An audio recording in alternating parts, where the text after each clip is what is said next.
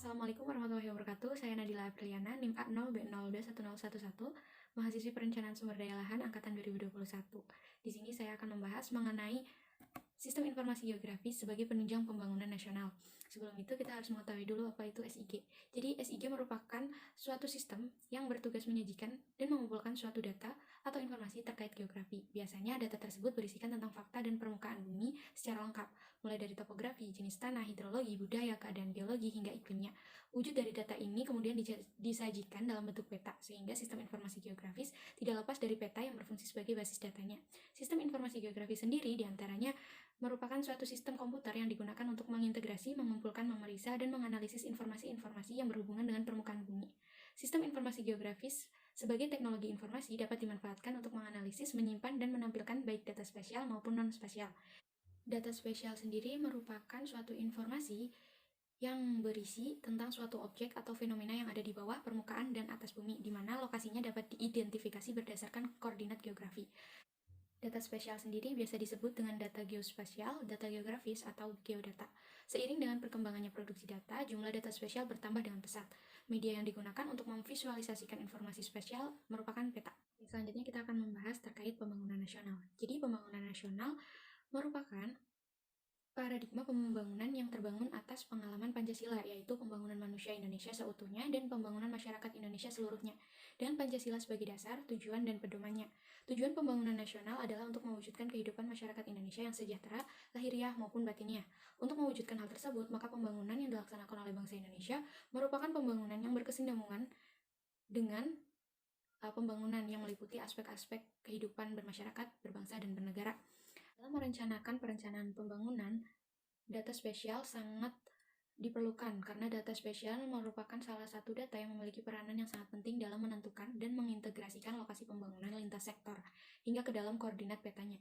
Data dan informasi geospasial memiliki peranan penting dan strategis untuk pembangunan Indonesia yang berkelanjutan karena memotret kondisi real geospasial di Indonesia. Peran Badan Informasi Geografi sendiri menjadi penting mengingat Indonesia merupakan entitas maritim yang menjadi rumah bagi kekayaan alam serta biodiversitas laut maupun darat. Badan Informasi Geografi sendiri mengemban amanah untuk melaksanakan kebijakan satu peta, One Map Policy, yang diharapkan dapat menjadi inisiasi untuk melakukan sinkronisasi terhadap perbedaan-perbedaan informasi, sehingga konflik penggunaan lahan yang selama ini terjadi dapat segera terselesaikan. Kebijakan suatu peta juga dapat digunakan sebagai alat penentuan dan evaluasi rencana pembangunan serta dasar pemberian izin untuk sektor baik di sektor provinsi, kabupaten, maupun kota. Pemetaan yang baik, akurat, dan sinkron dapat membantu perencanaan pembangunan infrastruktur yang kita inginkan. Ketika ada upaya untuk mendorong pembangunan daerah, maka peta bisa dijadikan indikasi kita bahwa kita sudah melakukan strategi yang baik. Untuk menunjang hal tersebut, kita dapat menggunakan salah satu citra satelit yang sudah ada. Contohnya, citra satelit yang beresolusi tinggi. Salah satu contohnya yaitu IKONOS. IKONOS merupakan satelit observasi komersial pertama yang menghasilkan citra dengan resolusi spasial yang sangat tinggi, di bawah 1 meter. Satelit IKONOS menghasilkan citra dalam dua mode, yaitu mode pankromatik dan resolusi spesialnya mencapai 0,8 meter dalam posisi nadir, serta mode multispektral yang terdiri dari 4 band dalam spektrum elektromagnetik cahaya tampak dan inframerah dekat, dengan resolusi spasial mencapai 3,28 meter. Satelit yang saat ini dimiliki dan dioperasikan oleh perusahaan Maxar Technologies diluncurkan pada tanggal 24 September 1999 di Pangkalan Angkatan Udara Amerika Serikat di Vanderbilt, California, Amerika Serikat. Setelah mengangkasa selama hampir 2 minggu, akhirnya satelit IKONOS berhenti beroperasi pada tanggal 31 Mei 2015 dengan citra satelit terakhir yang dihasilkan terjadi pada bulan Desember 2014. Satelit IKONOS menggunakan sistem bus satelit LM900 yang didasarkan pada bus satelit CRSS. Satelit IKONOS memakai sistem kendali 3 sumbu, menggunakan 2 pelacak bintang dan sensor matahari untuk pengukuran perilaku satelit, dikendalikan oleh 4 roda reaksi, serta pengetahuan terkait lokasi yang disediakan oleh penerima GPS. Wahana ini menyajikan penunjukan yang presisi dan platform yang sangat stabil dan gesit, serta memiliki teknik pengarahan wahana yang memungkinkan satelit mengambil perekaman sebuah area kurang lebih 30 derajat ke segala arah. Wahana satelit didesain untuk beroperasi setidaknya dalam jangka waktu 7 tahun dengan dimensi 1,83 meter kali 1,57 meter, beratnya 817 kg, serta dayanya sekitar 1,5 kW.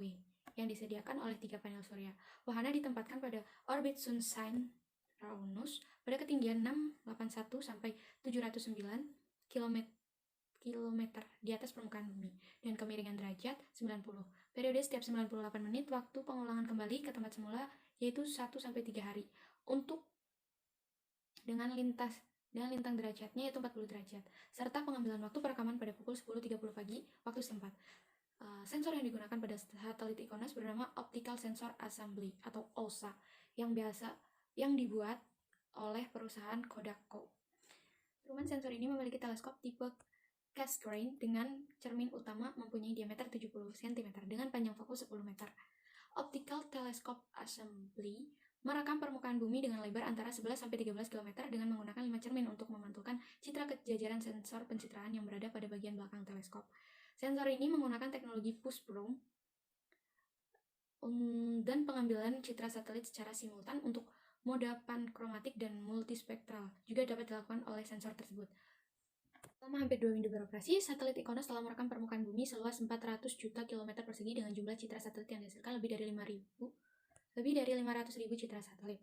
Sebelum pada akhirnya pensiun, satelit IKONOS menghadirkan berbagai penampakan bumi dari berbagai belahan sebagai citra satelit terakhir yang dipersembahkan. Banyak sekali manfaat yang dihasilkan oleh citra satelit, seperti contohnya di bidang pertambangan dan energi. Biasanya digunakan sebagai data dalam izin pinjam pakai kawasan hutan atau perizinan lainnya. Salah satu data yang digunakan dalam laporan area tambang yang dimiliki sebuah perusahaan kepada kementerian terkait. Perencanaan set plan area pertambangan dalam bidang pertanian juga sangat bermanfaat, yaitu untuk melakukan observasi pada lahan yang luas, petak tanaman hingga tiap individu tanaman, dan melakukan identifikasi jenis tanaman dan kondisi tanah, potensi panen, efektivitas pengairan, kesuburan, dan penyakit tanaman. Secara berkala dapat digunakan untuk memantau pertumbuhan tanaman, laju perubahan jenis tanaman, perubahan atau alih fungsi lahan pertanian, menghitung jumlah pohon dan volume hasil panen komoditas perkebunan, perencanaan pola tanam perkebunan, perencanaan pemejahan. Di bidang kehutanan sendiri, biasanya citra satelit berfungsi sebagai monitor batas-batas fungsi kawasan hutan, identifikasi wilayah, habitat satwa, dan identifikasi perubahan kawasan hutan akibat illegal logging. Dalam bidang arsitek dan konstruksi, berfungsi sebagai desain dan perencanaan tapak konstruksi, desain dan perencanaan lanskap, konstruksi, perbaikan proses desain, monitoring proses konstruksi. Perencanaan dan pembangunan wilayah, citra satelit berfungsi sebagai pembuatan peta detail penggunaan lahan, perencanaan tata ruang, dan landscape pembangunan, pemetaan kawasan rawan bencana alam, pemantauan dan penanggulangan bencana alam. Dalam bidang entertainment sendiri, biasanya digunakan sebagai simulasi terbang pada pelatihan pilot, visualisasi 3 dimensi relief, permukaan bumi pada industri film dan game.